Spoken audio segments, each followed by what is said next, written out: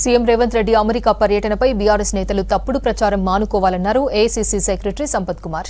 తెలంగాణలో నిరుద్యోగులకు ఉద్యోగ కల్పన కోసం సీఎం రేవంత్, మంత్రి శ్రీధర్ బాబు కృషి చేస్తున్నారని తెలిపారు. 10 సంవత్సరాలలో కేసీఆర్ కుటుంబం మొత్తం తెలంగాణలో విస్తరించారని ఆరోపించారు. అందుకే 10 ఏళ్లు తెలంగాణను మోసం చేసిన కేసీఆర్ను ఎన్నికల్లో ప్రజలు బొందపెట్టారన్నారు సంపత్ కుమార్.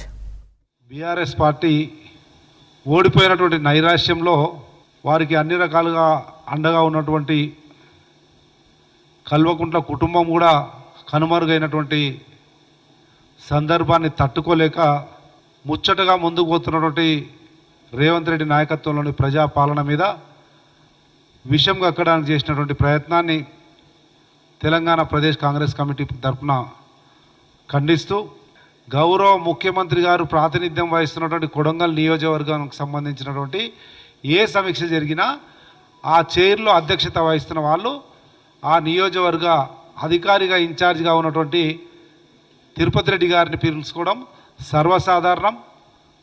నేను వీళ్ళకు తెలియదు అని అనుకోను, ఎందుకంటే వీళ్ళు కూడా రాజకీయ అనుభవం ఉన్నోళ్ళే అనుకుంటా. నాకు తెలిసి బాల్క సుమన్ కానీ క్రిషాంగ్ కానీ కేటీఆర్ గారికి అనంగు సహచరులు. మరి ఏమైందో ఏమో కానీ కేటీఆర్ గారితో విభేదించిర్రా, కేటీఆర్ గారు మాట్లాడడం వీళ్ళకి నచ్చలేదా నాకు అర్థం కాలే. కానీ కేటీఆర్ గారే గౌరవ ముఖ్యమంత్రి గారి పర్యటనను, సీఎం పర్యటన ఫలప్రదం కావాలి, తెలంగాణకు అన్ని రకాల హంగులున్నాయి, జియోగ్రఫికల్, డెమోగ్రఫికల్, ఇన్ఫ్రాస్ట్రక్చరు క్యాపబిలిటీస్ ఉన్నాయి, రేవంత్ రెడ్డి గారి పర్యటన విజయవంతమవుతుంది అనేటువంటి పూర్తి నమ్మకం, విశ్వాసం ఉంది అని చెప్పి కేటీఆర్ గారే ఆకాంక్షించారు.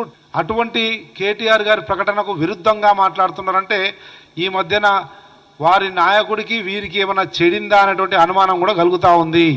ఇన్ని రోజులు ఆయన కనసైగల్లో పనిచేసినటువంటి బాల్క సుమను మరియు క్రిషాంకు ఎందుకు కేటీఆర్ను విభేదిస్తూ మాట్లాడుతున్నారు అనేది కూడా గ్రహించాల్సిన